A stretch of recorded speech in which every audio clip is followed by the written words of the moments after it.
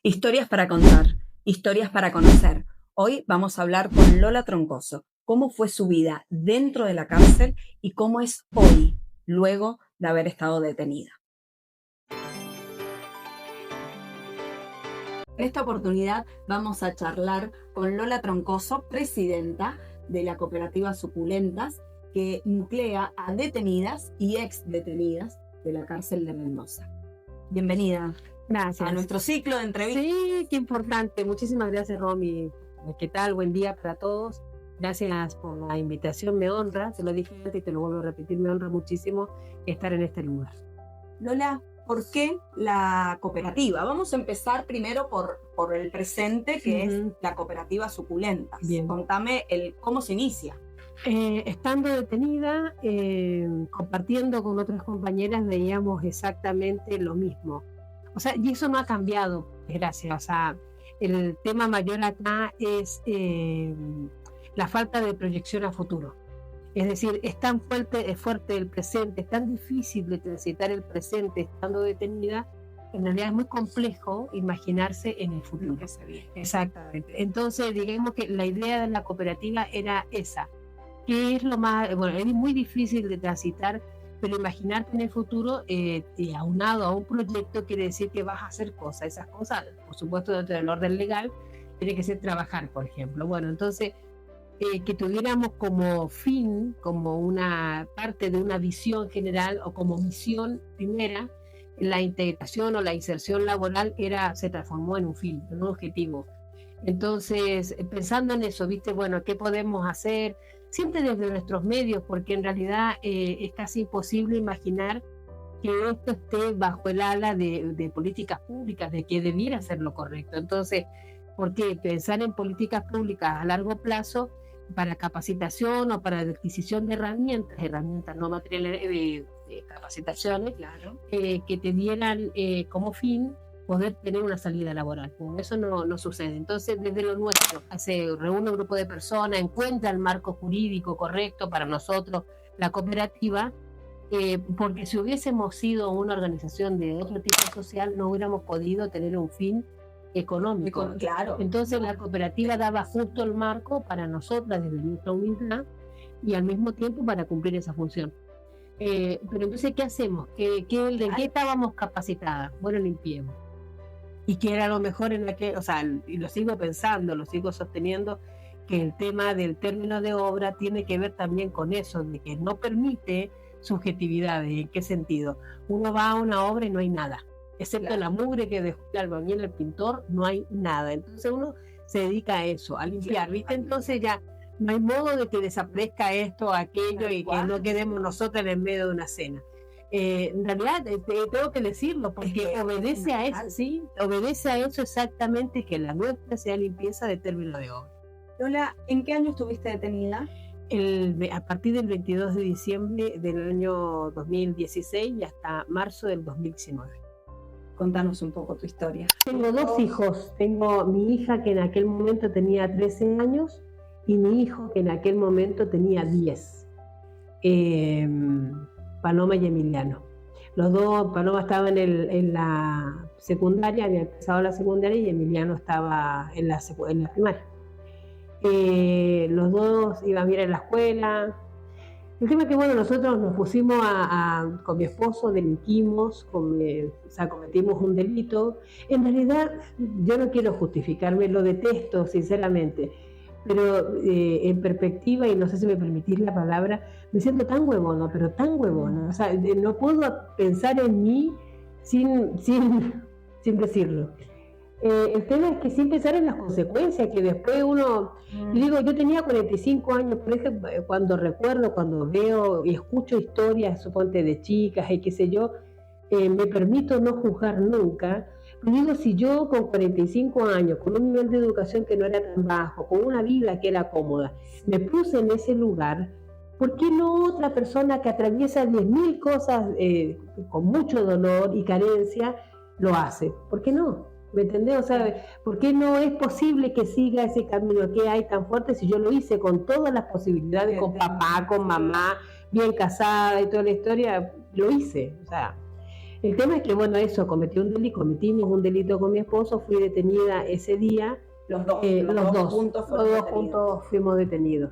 Mi mamá quedó a cargo de mis hijos y bueno, te cuento la primera experiencia porque fui a dar, después de estar una noche en la comisaría, mediodía en la unidad 32, que es para los delitos federales, fui a dar a una cárcel que se llamaba en aquel momento, se llama igual, pero ya no cumple la función que cumplía, que es Agua de la Avispa.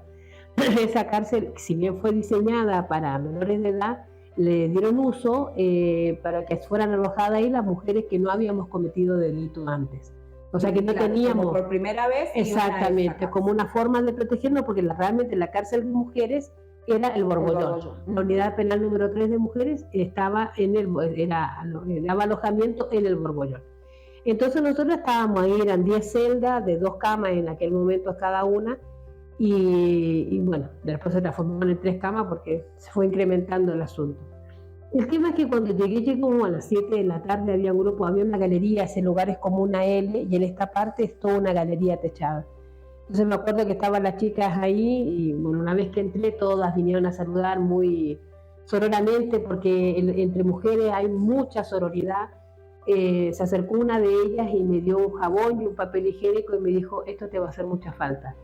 Y era verdad, yo no pensé en nada. Mi único pensamiento eran mis hijos.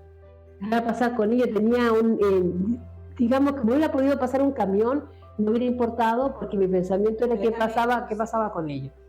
El tema es que después me enteré que esa chica que me había dado ese papel higiénico y ese jabón era peligrosísima, era esto, era aquello, pero en realidad, no sé, yo siempre lo comento, que haber estado libre de prejuicios respecto a la cárcel, no tenía nada construido en mi imaginario, nada, claro. nada, si era bueno, o sea, obviamente era malo por la pérdida de libertad, pero con respecto a las personas que estaban ahí no tuve nunca ningún prejuicio, y eso me permitió vivir mi dolor, ¿me entendés? Yo no tuve que estar ocupada o preocupada de que si de que si aquello, de lo que me iba a pasar. No, yo pude transitar mi tristeza, mi dolor, mi quiebre, todo eso hasta el fondo, a ese pozo profundísimo, lo pude vivir con tranquilidad, entre comillas.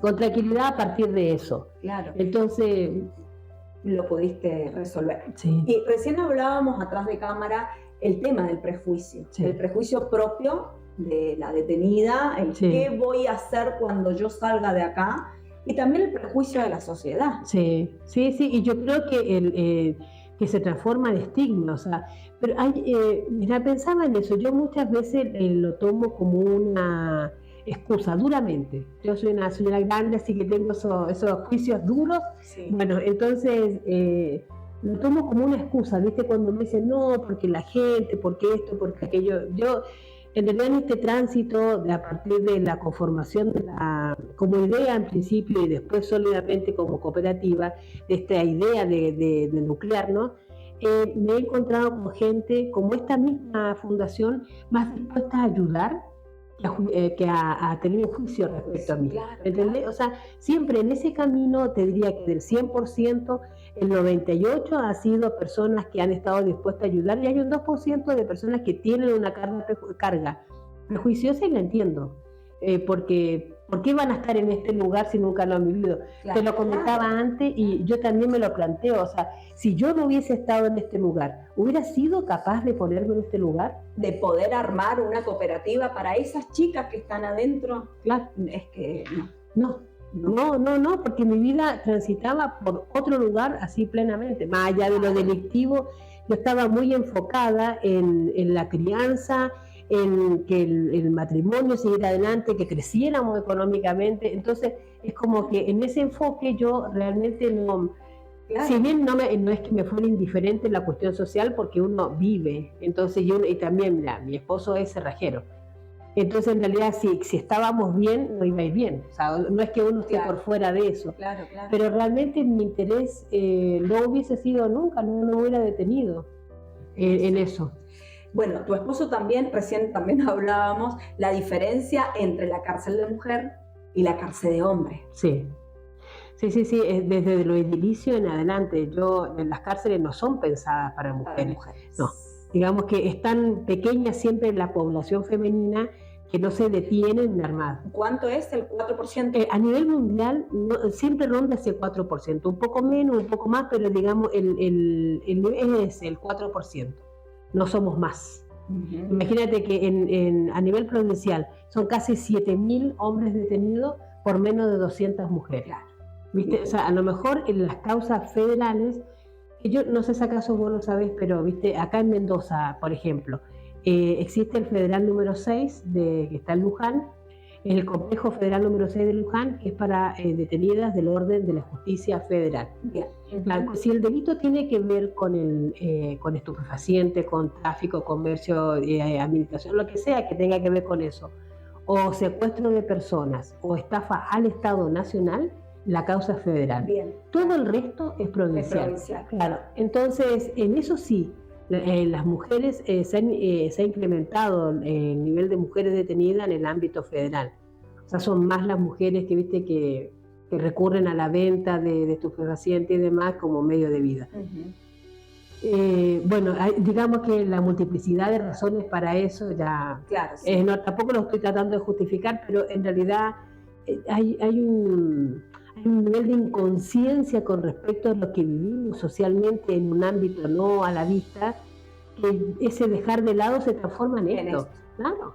O sea, no hay políticas públicas. De repente, hablemos del joven, del niño, que deja de participar de una actividad porque ya no puede. De ir a la escuela y prefiere delinquir. Claro, exactamente. Eso de cargar todo a la escuela, ¿viste? La profesora es la que debiera.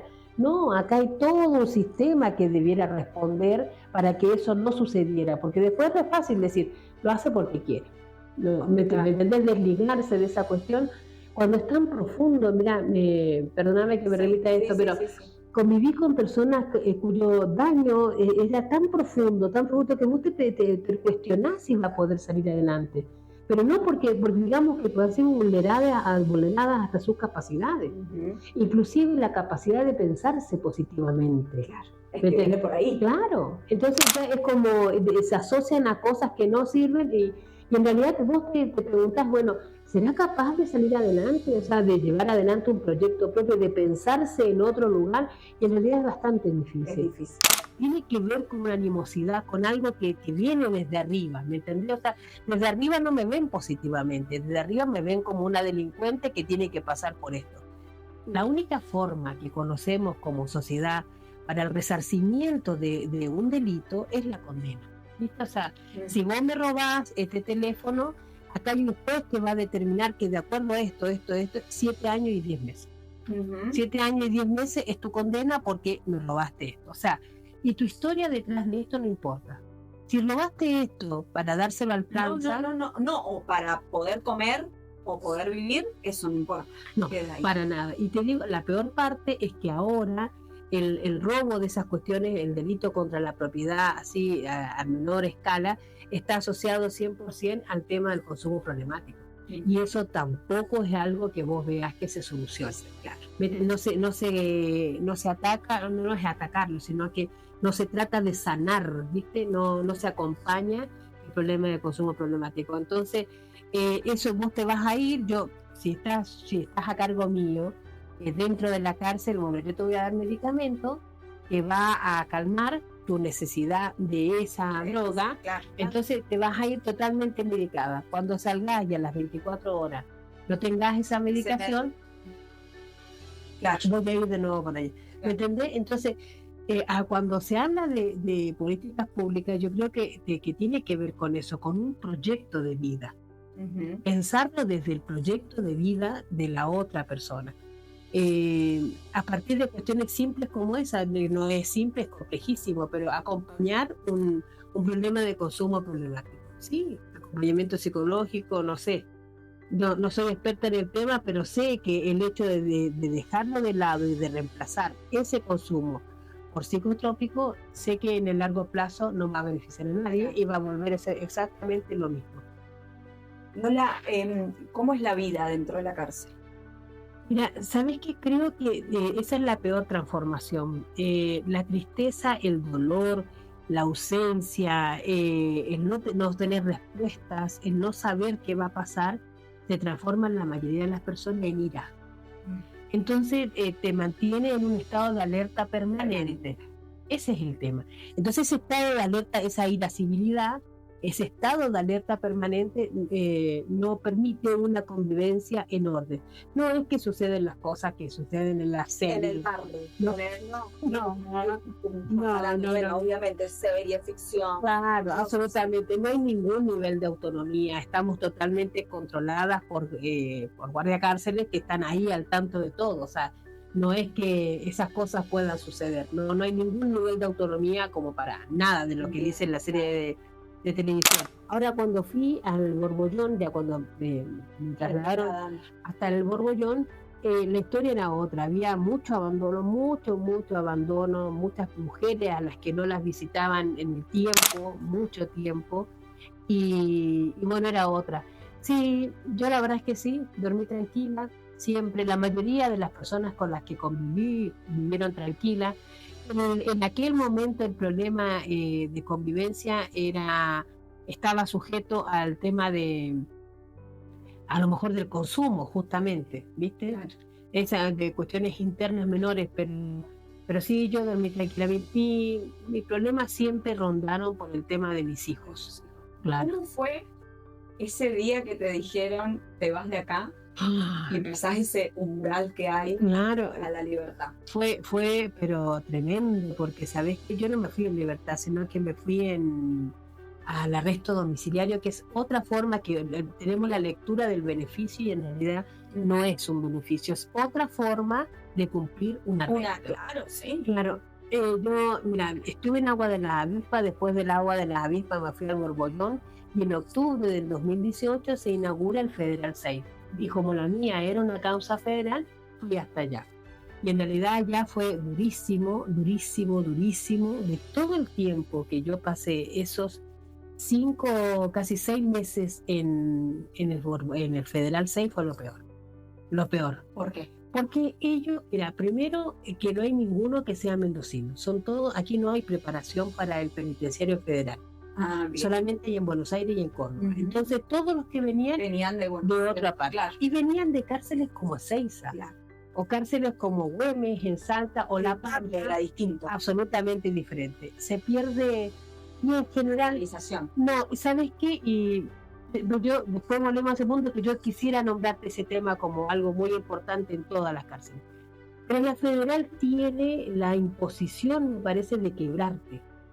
¿Viste? Entonces, primero que el Borbollón no era una cárcel de máxima seguridad, entonces llegar a una cárcel de máxima seguridad fue fuerte, o sea, no había ni un espacio abierto, ni uno. Claro. El patio en el que solíamos caminar se transformó en algo así, claro. Entonces imposible, no teníamos acceso a actividades porque como estaba recién inaugurado, no había capacitadores, no había profesores, no había ninguna actividad, excepto sacarte a un patio una vez por semana, media hora. Eso era era una especie de cancha que no estaba delimitada, era un espacio en blanco. Eso era lo único que teníamos una vez a la semana. Me voy a mandar ese día. Me llaman, habíamos hecho habíamos presentado un habeas corpus, porque como te digo, las cárceles no son preparadas para mujeres. Entonces, no sé cómo explicarte esto, pero ediliciamente en las cárceles tienen un lugar que le llaman pecera, que es de donde observan, como si fuese una torre, claro, pero interna, de donde observan toda la vida diaria de los presos. Entonces en el caso de este federal estaba acá en altura la pecera, pero acá estaban las duchas. Entonces ellos podían ver todo. Y en el caso del federal, a diferencia del provincial, que eso tengo que destacarlo del provincial, el provincial sí se ha atenido muchísimo a lo que dice la legislación respecto al derecho humano. Claro. Al derecho de las personas, a la privacidad y demás, eso es respetado. O sea, digamos, existe el hacinamiento, existe la falta de atención en salud, todo eso existe, pero en el trato, el penitenciario respecto a la mujer, voy a hablar de la mujer, sí, el respeto existe.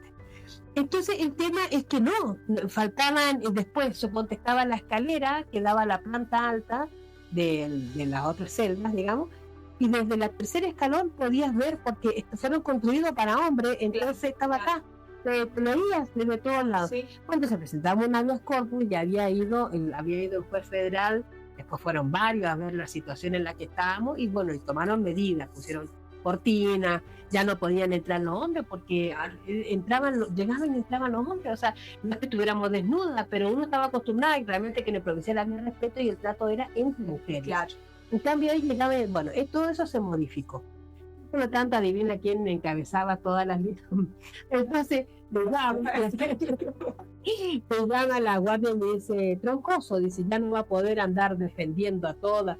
Yo digo, no tengo ninguna voluntad en querer hacerlo, el problema es que los problemas existen. No, me dice, es porque se van domiciliarios.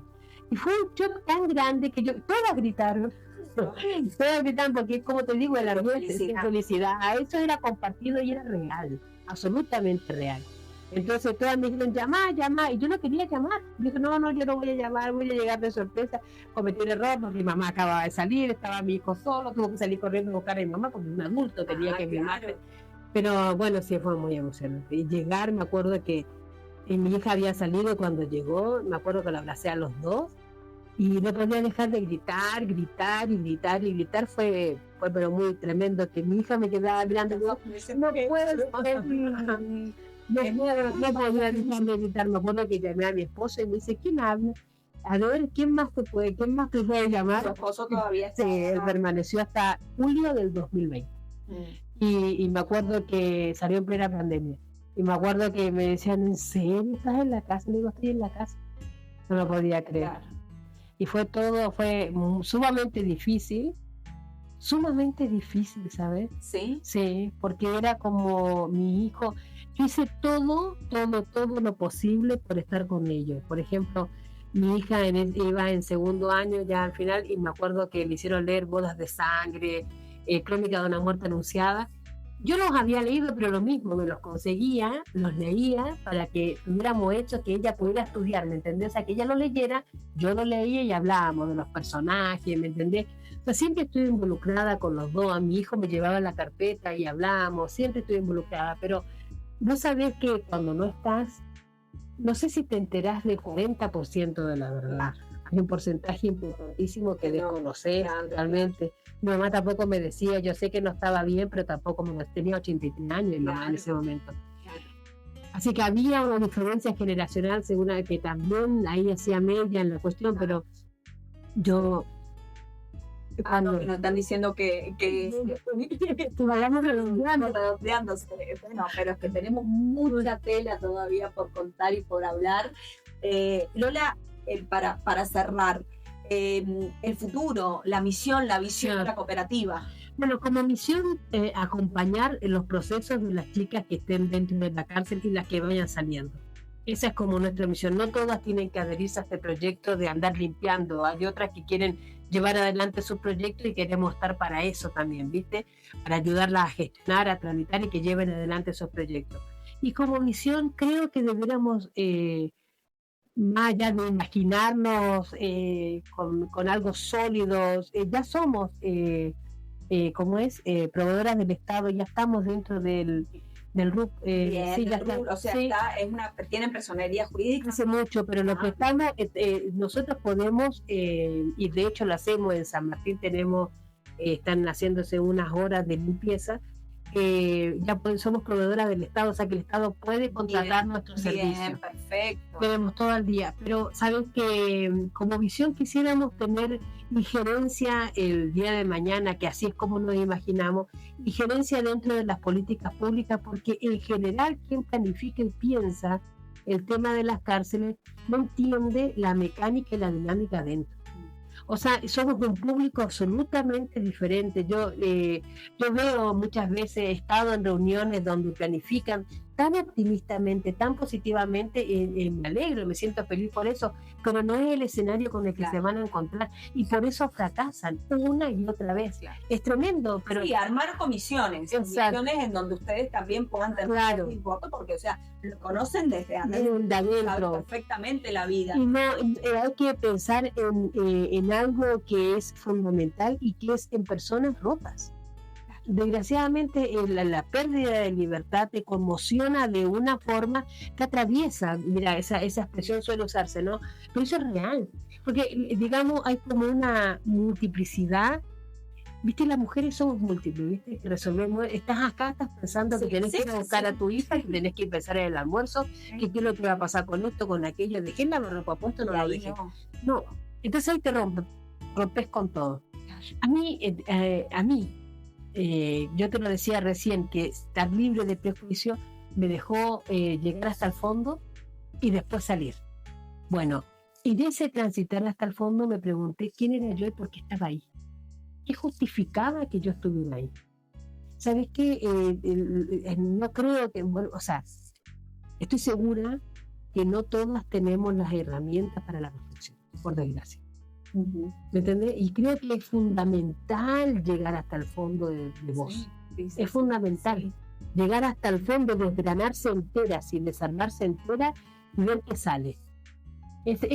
Algunas logran volver a armarse, sí, otras no. Lamentablemente. Desgraciadamente no, y encontrar también la razón y seguir adelante, no. Y yo, es dolorosísimo lo que te voy a decir, pero nosotros somos otra familia después de esto. Es doloroso haber tenido que transitar algo tan horrible, pero somos en la relación que tenemos con mis hijos es completamente diferente a la que yo alguna vez tuve. Yo creo que ese es un contexto absolutamente complejo que hay que desgranar así completamente. Y aquí hay algo que te quería decir, en la individualidad. Yo creo que la generalidad mata esa individualidad. Y entonces ese trabajo de reflexión, de introspección, requiere individualidad. Yo no podría ser otra que Romina, la que sepa quién es Romina, y no podría ser otra que no sea Lola, ¿me entendés? Claro. O sea que ahí debemos trabajar, o sea, hay que pensarlo en el largo plazo de manera individual. Lo grupal no ha servido, que es lo que se hace hasta ahora, siempre se piensa en lo grupal. La grupalidad sirve a lo mejor para sostenerte, pero en lo que tiene que ver con lo personal, tiene que haber individualidad para que esa cuestión de romperse y nuevamente completarse o armarse se cumpla. Lola, un placer haberte escuchado, un placer poder llevar tu historia de vida, que es totalmente humana y de lucha. Sí, de lucha. Muchas gracias. A seguir, a no bajar los brazos. Sí. A vos te espero en nuestro próximo ciclo de charlas, que dentro de poco vamos a estar con más rostros mendocinos.